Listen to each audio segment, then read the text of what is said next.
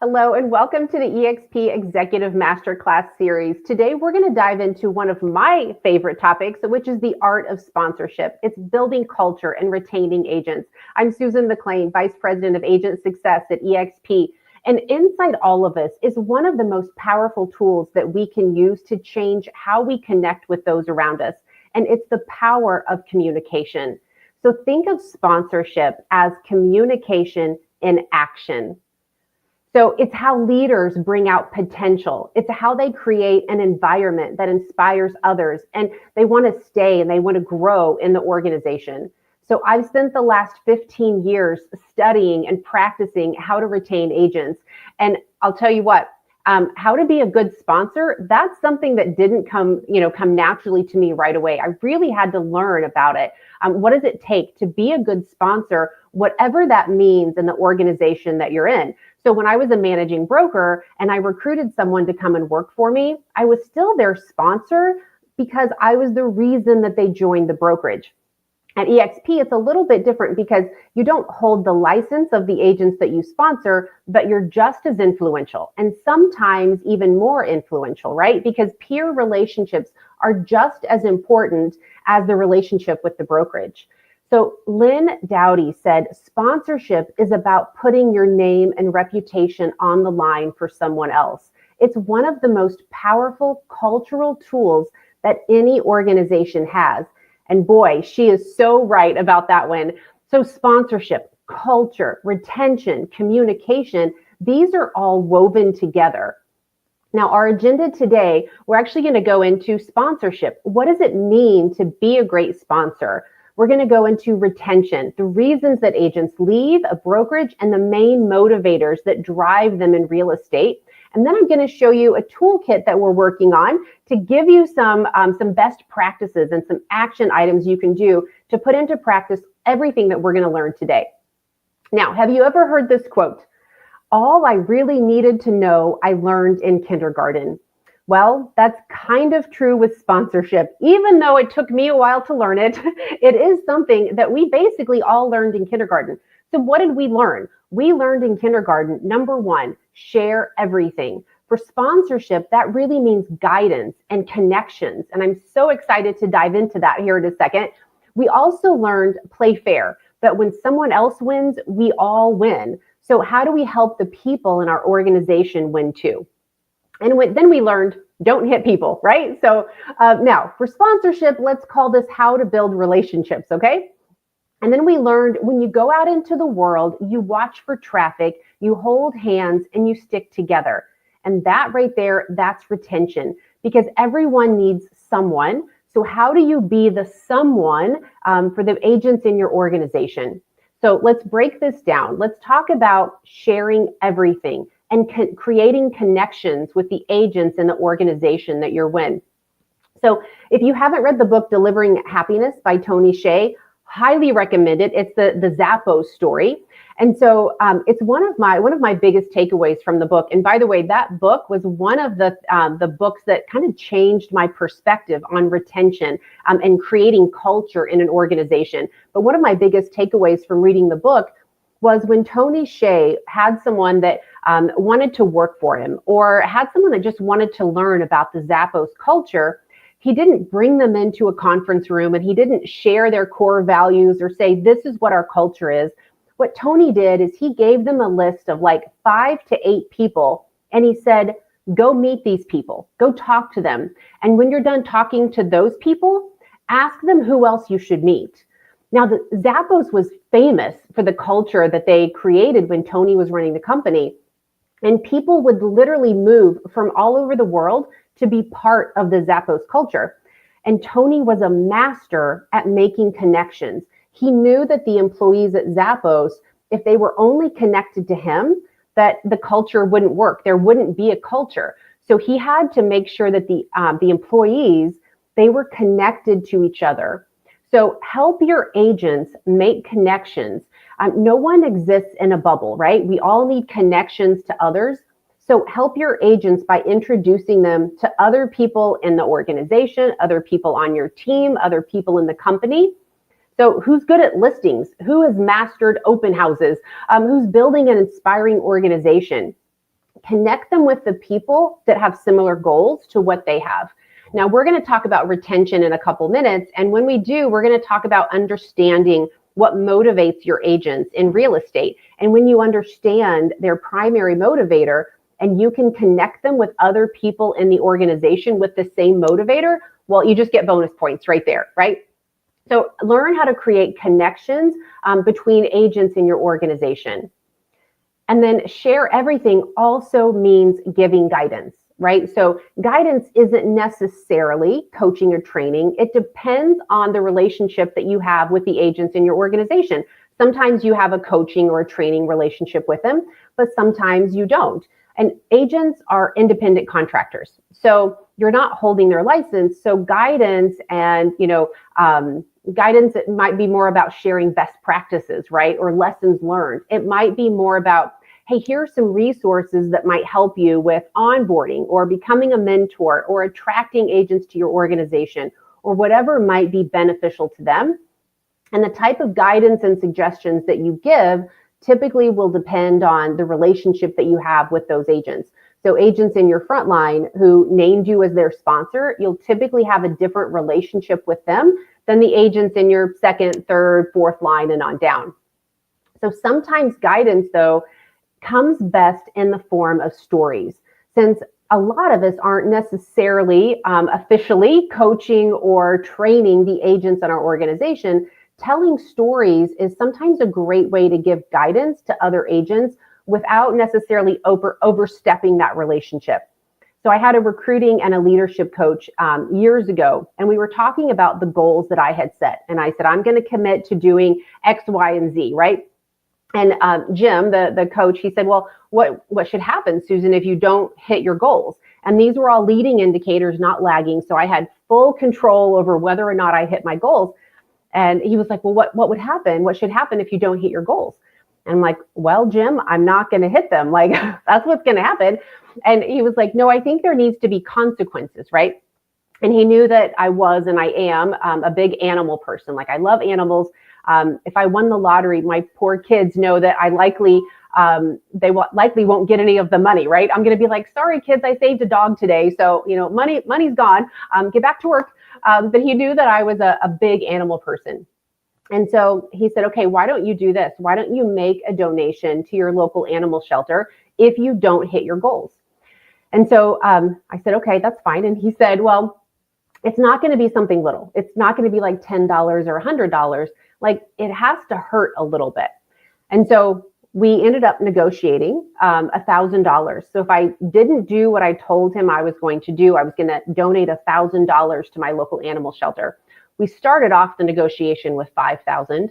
I felt like I won the negotiation because I got him down to $1, but that's probably was his, he probably did it on purpose, right? It was probably the whole point of what he did. But long story short, I actually hit my goals and I made the donation anyway, not the full 1,000, but I made the donation. But what I learned is I had to put skin in the game, right? That there were consequences if I didn't hit my goals. And I've shared this story with other agents that I'm not coaching, but agents that have come to me and said, you know what, I didn't hit my goals last quarter or last year. And I didn't do what I thought I was going to do. So I would share the story, not in a way of, well, what are you going to do if you don't hit your goals? What are your consequences? But I would share the story of, this is how I learned the consequences, right? There are consequences of not hitting my goals. And that, I'll tell you what, that lesson has helped me so many times in real estate. So share the stories, whether it's a story of yours, it could be a story from another agent. But sharing stories is a great way to give guidance to the agents in your organization, especially when you're not necessarily coaching or training them. And then asking, what do you need from me as your sponsor? And there was a question I learned from Jack Canfield many years ago. And he said, a great question to ask anyone that you're in a relationship with, a business relationship, right? This can be your clients. He said, rate our business relationship on a scale of 1 to 10. And ask them that question. They're going to answer the question. They're going to say it's an 8, it's a 3, it's a 5, it's a whatever it is. And then you say, what would make it a 10? So ask the agents in your organization, rate our business relationship on a scale of 1 to 10. And then what would make it a 10? Look for the missing link. And if you can identify that missing link, that in itself is going to be invaluable to your agents. So ask them that question. And then what do you need? What would make it a 10? Is it onboarding help? Is it mentor help? Is it attraction, help? Is it the attraction toolkit? Is it scripts? What do you need from me as your sponsor? And so that's a great way to give guidance to the agents in your organization.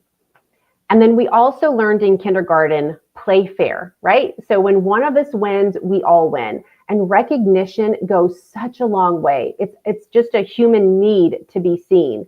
So recognize your agents for showing up, for showing up to a training, for showing up to eXpCon, a regional rally, for taking action, for calling their sphere of influence or holding an open house or whatever they're doing that's showing up and taking action.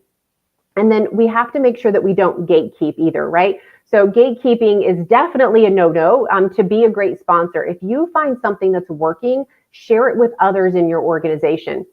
Help others win, and even do something as simple as creating masterminds for the agents in your organization or in your team, and just say, what worked for you this week? What worked for you this week? What worked for you this week? So going around and making sure that you're not the gatekeeper and that you're helping the agents to understand what's the next step in their evolution of being a fantastic agent, right? And then relationships and retention. So this is when you go into the world, you watch for traffic, you hold hands, and you stick together. So all the things that we talked about above, they add up to retention, but we're actually going to go deeper into the retention side of things here. I actually had a mentor ask me years ago, she said, Susan, do you love to win or do you hate to lose? And of course, I was like, well, duh, it's both, right? I love to win, but I hate to lose, both of them. But she made me choose. And so I had to choose one. And if I had to choose one, it's going to be hating to lose. Because for me, winning is great. Winning feels good. It's wonderful. But when you lose to someone else, I hate that. For me, it's the worst feeling in the world.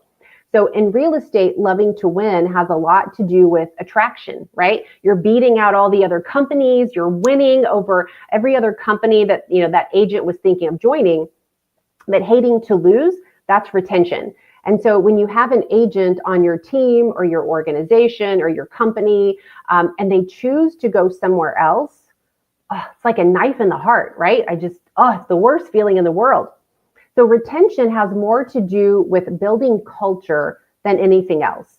Great culture can build strong organizations, but bad culture or non-existent culture can tear them down in a heartbeat. And culture is this very broad term. It's intangible, right? It's a feeling. It's hard to define, but you can spot it, right? When there's culture, you're like, oh yeah, this group has culture. So how do you build a feeling and something that you can't touch?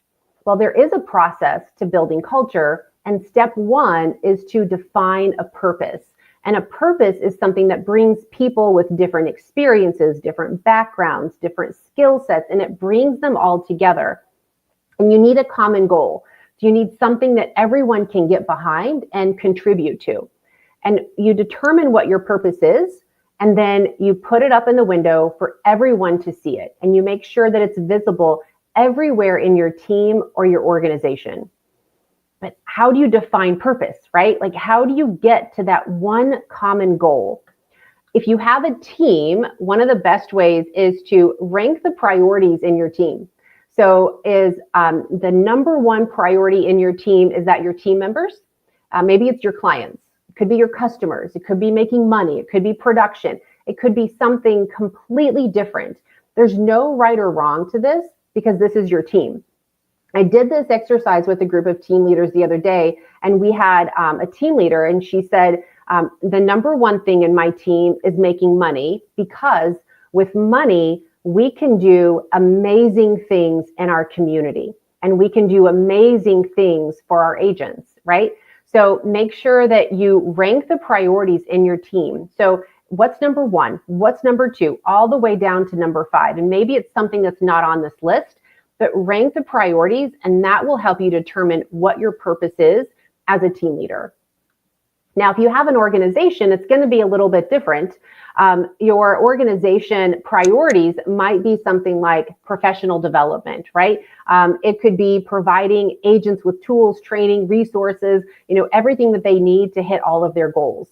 You could say we're a group of agents coming together for collaboration, building a community where agents share ideas and referrals and all of the good things, right? So you could exist to help agents collaborate within your organization. It could be innovation and staying ahead of industry trends. It could be well-being, right? And putting balance back into the lives of the agents in your organization. It could be your clients, attraction, production, right? It doesn't matter, but choose something that you say, this is why we exist. This is who we are. We're coming together to do this thing. Now, your purpose doesn't mean that you have to focus on that exclusively and not do anything else, but it's your guiding light within your organization. Now, I know an eXp team whose purpose is to drive home ownership in their community. And I love it. When they told me, I got goosebumps. I just thought it was the most amazing thing ever. And so you can create within your team or your organization, we want to give back to our communities, right? Whatever feels right to you. Now let's talk about the power of your purpose. Once you define what your purpose is, there is a power to it. And in the early 1980s, something terrible happened. I don't know if any of you remember this, but someone laced Tylenol pills with cyanide. And there were 6 people that died in the Chicago area. There was mass panic, mass confusion. The Johnson & Johnson leadership, this obviously wasn't on their business plan, right? They didn't know how to react to this. Nothing like this had ever happened. And so the FBI and the FDA, they came in and they said, okay, we're advising you just pull Tylenol from the shelves in Chicago. Like if you pull it from the entire United States, there's going to be just mass panic, right? And they also, by the way, if Johnson & Johnson pulled Tylenol from the shelves of everywhere in the United States, it was going to cost them over $100 million. And that was in 1980s money, right? So Johnson & Johnson, the leadership, they went back to their purpose. And they had defined their purpose even before this horrible thing happened. And their purpose was this. We believe our first responsibility is to the doctors, the nurses, the patients, to mothers and fathers, and all others who use our products and services. And so they said, this is our purpose. And so what they ended up doing is they ended up initiating a nationwide recall of Tylenol. And their stock, because of that decision, had the largest rebound in history at the time. So super cool what they were able to do with this horrible thing. But they said, we have to stand by our purpose. Now, hopefully you don't have anything that horrible that happens in your team or in your organization, but having a strong purpose helps you make decisions. It brings people in your organization together, and it attracts the people that you want to work with. So let me say that again. Having a strong purpose attracts the people that you want to work with. And that has a power that cannot be replicated by anything else.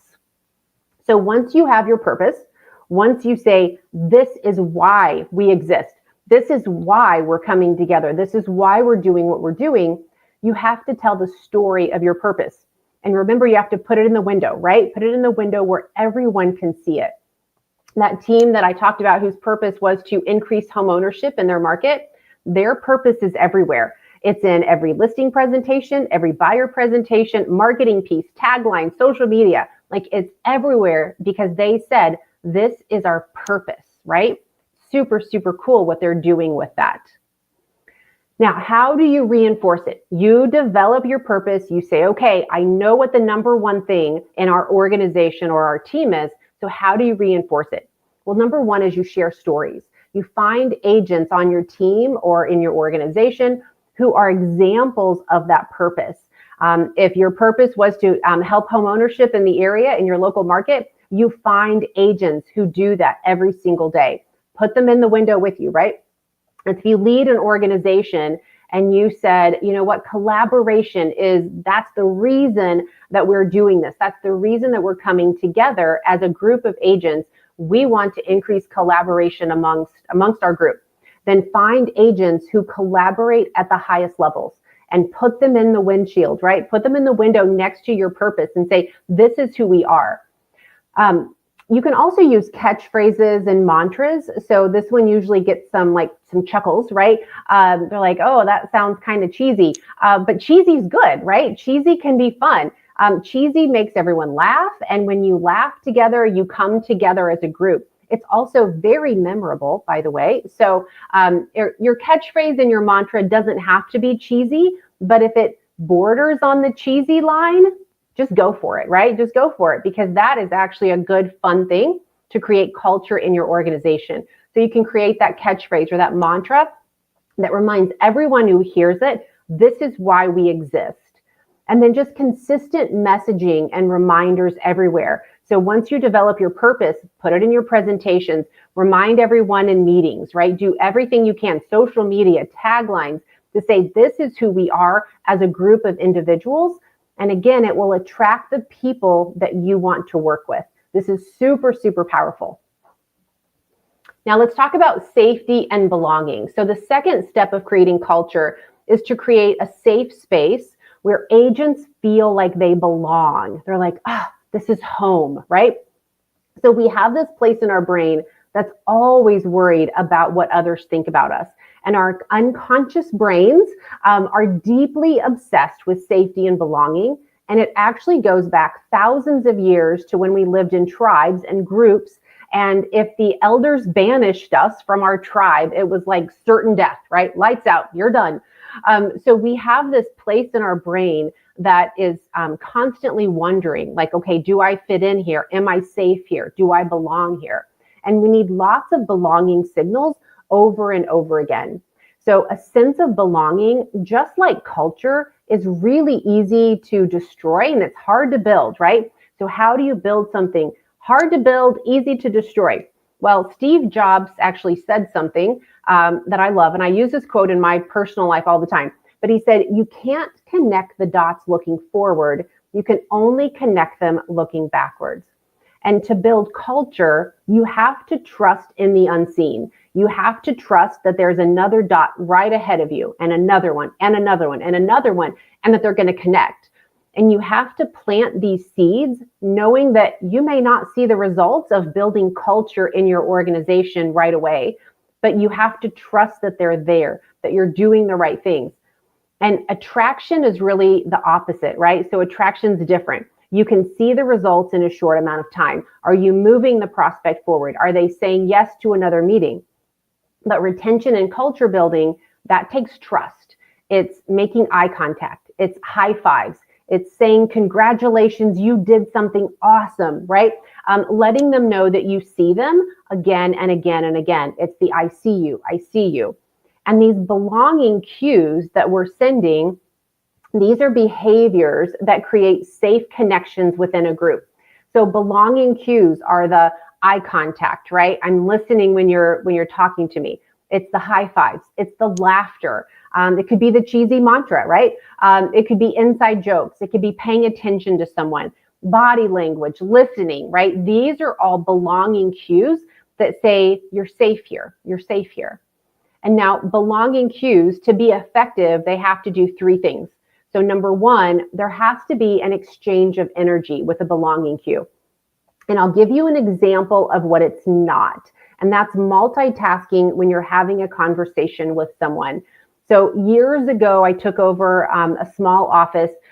It was a very struggling office, to say the least. And my job was to turn it around. So I came into this very struggling office. I had a lot of work to do. I had a big job. And so as I was, I was always working, right? Always doing something. And I had an agent that came in my office one day and he sat down and he asked his question, whatever it was. And I stopped and I looked at him and we had the conversation. I answered his question, whatever it was. And he said, I'm embarrassed to even tell this story. So he said, wow. He said, thank you for giving me the time today. He said, normally when I come in, you're still working on your computer. You'll glance at me and you'll answer my question and that will be it. He goes, so thank you for, paying attention and giving me time today. And I wanted to sink into the floor when he told me that. I want to sink into the floor now just telling that story because he was right. He was right. I was doing that all the time. I was multitasking because of course I can answer your purchase agreement question while I finish, whatever I'm doing on my computer. Of course I can. But should I? Probably not, right? Because there's no exchange of energy happening there. So when I actually took a minute and I stopped multitasking and I answered his question and I made eye contact, like for him, it was like this, wow, like thanks. And so lesson learned, right? Don't do what I did. So make sure that there's an exchange of energy. And then second, it's individualization. And that's just simply treating the person as unique, right? They're unique, they're valued. And members of an organization with a great culture, they need to see that there's a connection between their work, what they're doing every day, and the bigger picture. So a great way to do this, especially with new agents, is to go 5 levels deep with their questioning or with your questioning. So this is not, I have a purchase agreement question. This is like, okay, why are you in real estate? What are your goals? How can we help you? When you're sitting down having those conversations with agents, go 5 levels deep with the questioning. So what is your goal? And then you go the next level deep, which is, why is that important? And you go the next level deep. Okay, why does that matter? And you go another level. Why does that matter to you personally? And then you go the last level, which is, tell me more about that. And these are great coaching questions. You're going to learn so much about that agent when you ask these questions. And it does help them make the connection between work, why they're doing what they're doing, and the bigger picture.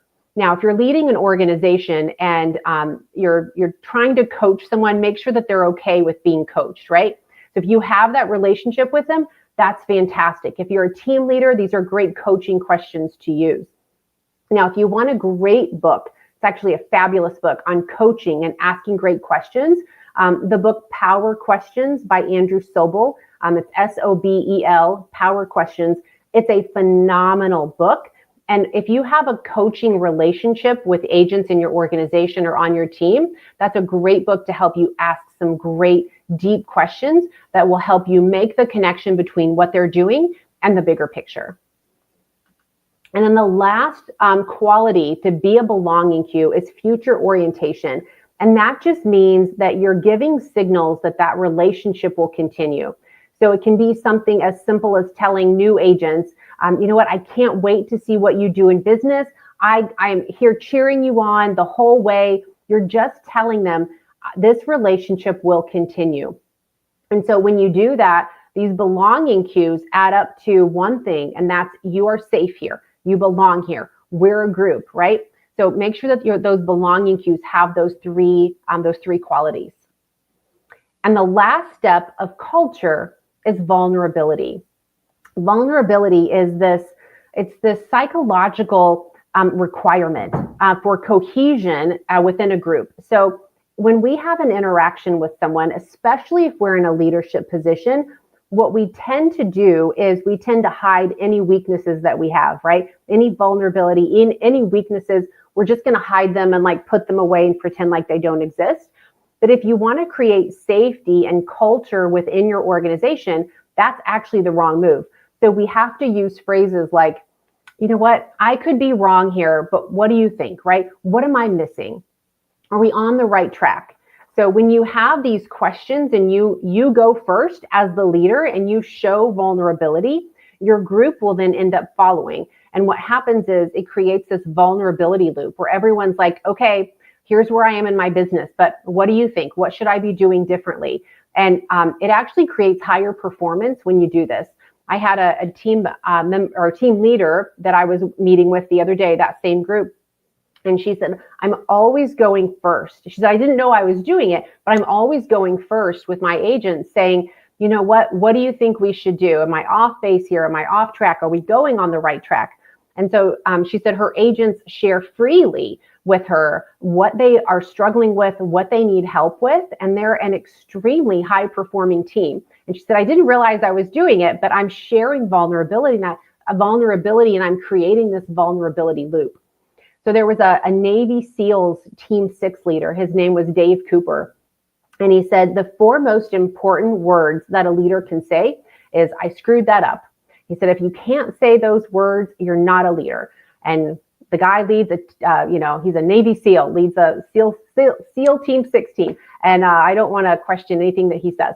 So for more on culture, make sure that you check out The Culture Code by Daniel Coyle. When we talk about life-changing books, that book changed my life. I actually took a really deep dive course on that. And it helped me learn so much about culture, about retaining agents, keeping them happy, how to communicate with them. So it's a phenomenal book and I highly recommend it.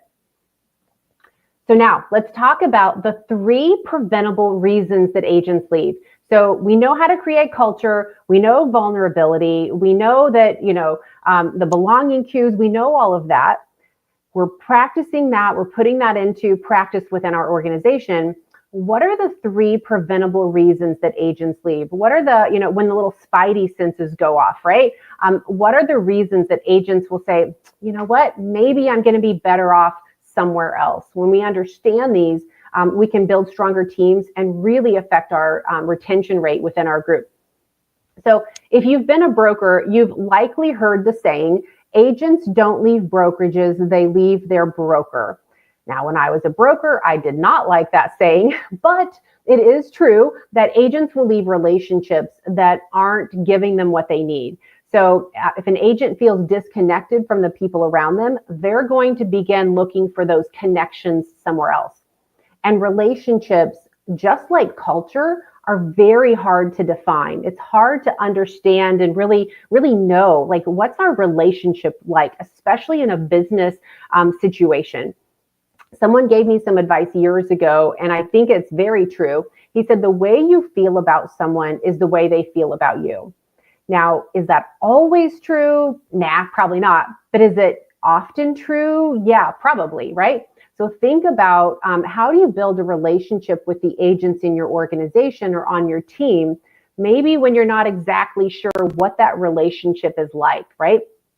So obviously giving belonging cues over and over again, we talked about that. That's a big way. But another way to build deep relationships with the agents in your organization is to understand their primary motivator. So in real estate, there are 3 motivators that drive agents. One is money, one is personal achievement, and the other one is helping others. And so we'll take deep dives into all 3 of those. But when you identify which one of those motivates your agents, you can tailor what you're saying, your communication style, to speak to them using their motivator. And it's really like you're speaking into their soul, right? Because these are the underlying drivers that influence someone's actions and decisions. If you're familiar with the book Love Languages, it's similar to that, but it's for business, right? So when it comes to love languages, like my love language is touch. So if my husband and I are holding hands, like I think it's amazing and everything's great. And he's like, meh. But if I unload the dishwasher because he's acts of service, then I am like the best wife ever, right? So that's my love language. And so the motivators, the primary motivators in real estate are very similar. So when you ask someone, what's your real estate goal? Pay attention to how they answer that question, because the way they answer that question will likely tell you what their primary motivator is. So if money is their primary motivator and you say, hey, Bob, tell me about your real estate goal. Bob's going to say, you know what, I'm in real estate because I want to pay off my bills or I want to put my kids through college. If Bob's primary motivator is helping others, he'll say something like, you know what, I love helping people. I love, helping them find the house that's for them. Or he might say, I don't have a goal. I just love showing homes. Because people who love helping others, that's what fills their cup. So they don't have a goal of, 20 closings a year. They have a goal of helping as many people as they can, because that's what motivates them. And if their goal is personal achievement, and you say, Bob, what do you want to do in real estate this year? And he's a personal achievement agent, he'll say something like, I want to be the #1 listing agent in the market, or I want to be on top of the leaderboard, right? Those are the things that someone who's personal achievement motivated, that's how they'll answer that question. So let's talk about motivator number 1, which is money. And by the way, money motivated agents, this is not a good thing and it's not a bad thing, right? So when you ask some agents and you say, what's your primary motivator? A lot of agents, they don't want to say money, even though it is, because they're like, I don't want to be like money hungry, or, like, I'm not just in this for the money. It's okay. For a lot of agents, that the money represents financial success, and that's security. It's freedom. It's opportunities, right? Different opportunities to do different things within their life that they wouldn't have had the opportunity if they didn't have that money coming in. So again, the best way to find out what their primary motivator is to ask them and say, all right, Bob, of these three, which one is your primary driver in real estate? But also pay attention to the way they answer questions and the language they use, because they won't always say, I'm motivated by money, or I'm motivated by personal achievement, but you can understand it when you listen to their language. So if they say, or you think that money is their primary motivator, use that language when you connect with them. So you can say things like if they're on your team, you can say, hey, that commission on your last closing was fantastic. Like, way to hold your value, right? And that they will love that, because again, that's what motivates them. If they're not on your team and they're in your organization, you can say something like, hey, I saw that you capped like 100% club. Super cool. Way to go. You can say, hey, have you thought about taking fast cap?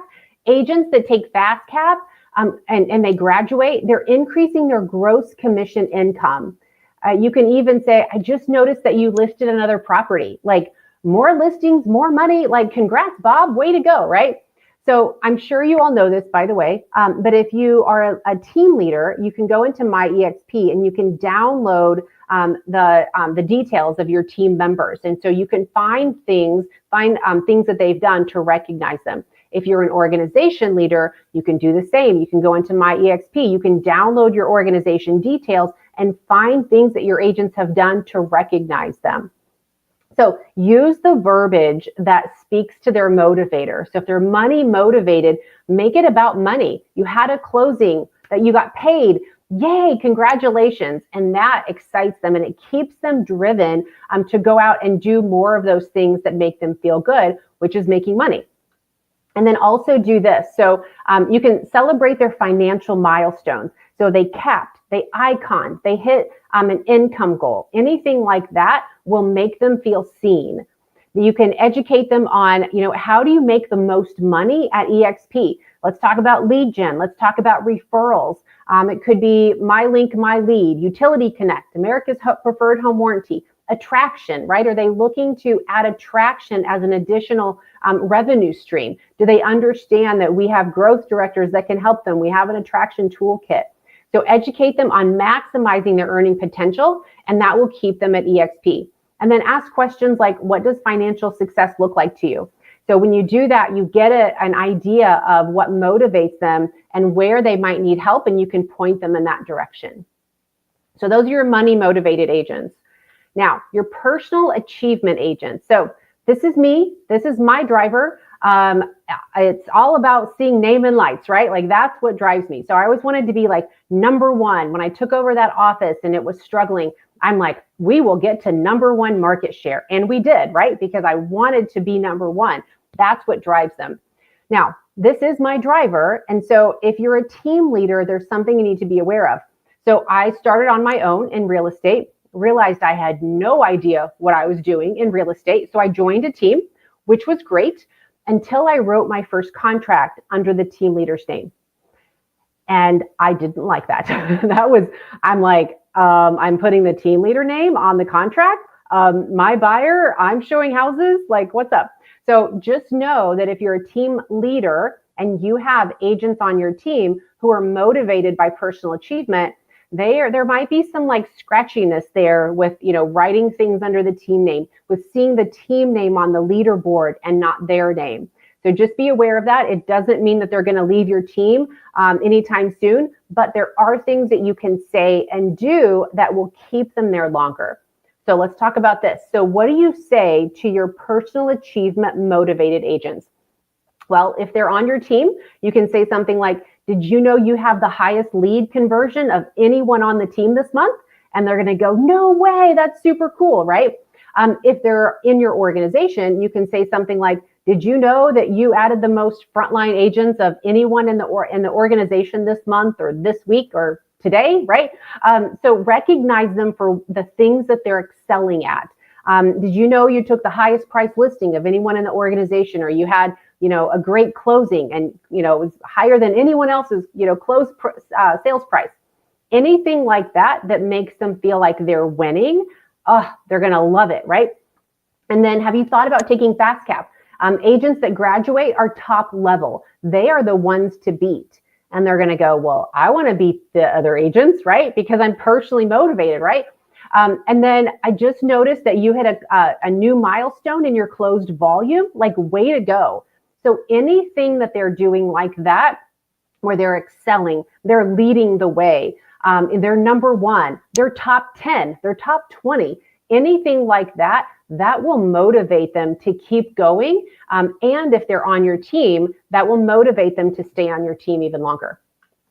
And then what do we do, right? So we recognize their success in the meetings. Whenever we can, recognize what they're doing. Show them where they're outpacing the rest of your team or the organization. And then help them start their own team if they're interested. They may not be interested, but if they are, help them start their own team. A lot of our personal motivated agents, they're team leaders.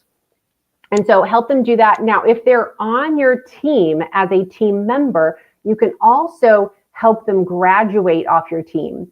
And you're like, that sounds like counterproductive, right? But those agents, recognize them on your team, will keep them there longer. But know that they will likely, if they get to the point where they can sustain their own business, they will likely roll off your team because they want to see their name on the contracts, on the leaderboard, right? That's what motivates them. So if you help them to graduate off your team, it's actually a really cool story to tell. Like Bob came on to the team and he did X, Y, Z, and then now he's over there on his own, just, going like crazy. He's on fire.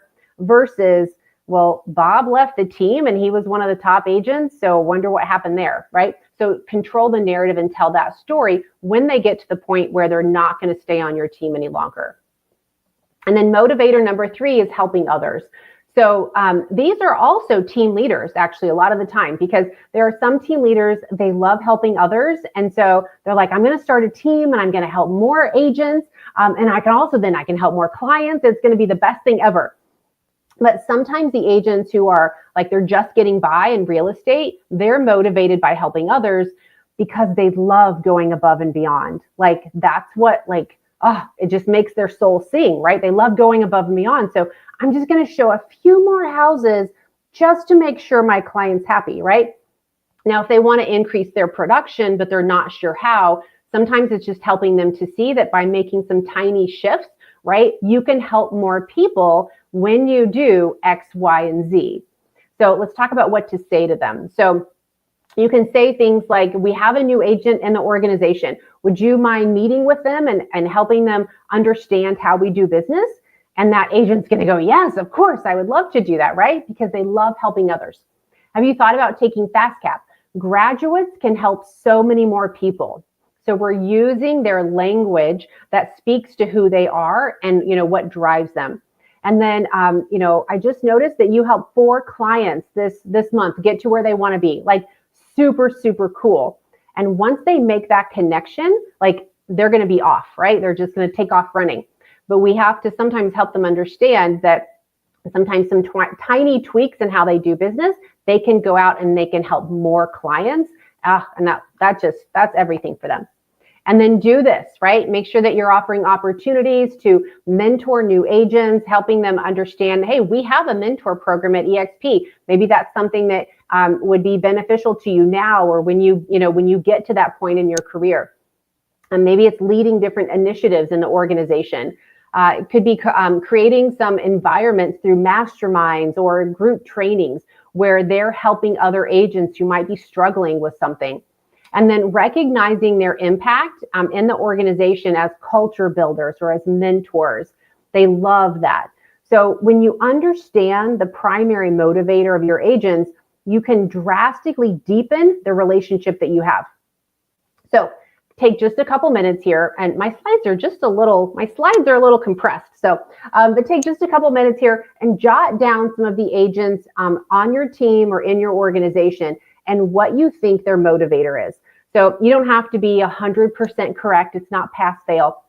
But start thinking about what they say. Start thinking about what you think drives them and how you can support them with the motivator that they have. So take a couple minutes, just jot down those agents. I'm going to keep going. You can unpause when you're done. But we're going to talk about preventable reason number 2 that agents will leave a brokerage. And that is that they think they're going to make more money somewhere else. And this, by the way, has nothing to do with fees and splits. Nothing. This is simply, can I hit my financial goals at the brokerage? Can they pay their bills? Can they save for vacation? Can they save for college?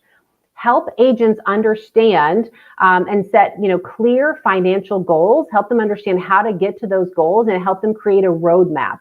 So we have a relationship with Sisu, right? You can use Sisu to help them understand, like, hey, you can put your income goals in Sisu and you can track your conversion rate. Like, how many contacts, appointments, contracts, and closings do you need to have in order to hit your financial goals? So help them understand, like, hey, we have this really super cool tool that you can use to help you, create that financial plan. Highlight, again, the different streams of income that they can take advantage of at eXp. So it could be sales, referrals, attraction. The main thing with this one, though, is they have to have a plan. So sometimes agents go, yeah, I know about all the different things that are here, but they don't have a plan. So what these agents need is they need something that says, get from A to B, and here are the 3 things that can help you do that. And then ask questions like, are you on track to meet your financial goals? What's standing in your way? How can I help you? They don't leave over fees and splits. They leave because they don't have a plan or they're not executing that plan. And then the last reason, preventable reason, that agents will leave a brokerage is they don't understand the value that the brokerage or the team provides, right? So we have to really help agents understand the value that's right in front of them at eXp. So Tony King is one of our VPs of growth, and he compares it to a vending machine. He said, when you walk up to a vending machine and you put your money in, you don't just walk away without making a selection. So don't do that in your business, right? So make a selection. Make sure that you understand the value, the tools, the resources, the support, everything that's right in front of you at eXp. So help those agents understand, no matter what your goals are, we have tools and resources that will help you at eXp. And then share those success stories of agents who implemented Sisu, FastCap, whatever it is, they implemented that into their business, and here are the results that they got. So before I show you, I've actually got a toolkit to show you. I'm going to give you a sneak peek of a retention and a sponsorship toolkit that we're developing for you. We're just putting the final touches on it. But before I show that to you, I want you to think about the agents in your organization that might be at risk of leaving. So use your spidey senses here for a second. Any at-risk agents in your organization, write their name down. Write the reason that you think they might be leaving. So is it they think they're going to make more money somewhere else? Is it a lack of strong relationships? Is it they don't understand the value that eXp provides? And then write down what you think the best action is for those agents. So I'm going to let you do that. You can unpause when you're done. And now I'm going to show you the sneak peek of the sponsorship and retention toolkit. So here we go. All right. So this is something that, again, we're just finalizing this. So be on the lookout for this to drop actually here really soon. But what we're doing is we're giving you extra tools, the stuff that we talked about today. What are the 3 preventable reasons that agents leave? Is it relationships? Here's some resources that you can use with the agents in your organization. Let's recognize our agents on social media, right? The financial reason, right? They think they're going to make more money somewhere else. What are the resources that we have at eXp that can help them? Again, giving them recognition, so important. Remember, it's that I see you over and over again. And then value. So if they don't understand the value that eXp provides, Well, guess what? We have a new eXp Value Explained slide deck that's coming with this toolkit. And what we've done, it's actually pretty cool. So instead of just saying, here's all of the value at eXp, which is what we've done in the past, we've actually taken the value and we've divided it by pathway, right?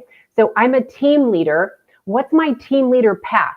What's most important for me to take advantage of as a team leader right now at eXp? Let me just look at those. If I'm a new agent, what's my new agent value path? If I'm an icon, what's my icon value path? So that's the difference in the Value Explained slide deck. It breaks it down by what path are you on, and let us show you the things that are here at eXp specifically for you. And then we're going to go into the 3 core motivators for agents, right? So money, personal achievement, helping others. And again, we have different resources for all of the agents in your organization. So, okay, be on the lookout for that toolkit to drop really soon, but I gave you a sneak peek today. So I am so excited to help you build culture and retain agents in your organization. So let me know how I can help. I'm super excited to hear the stories of what you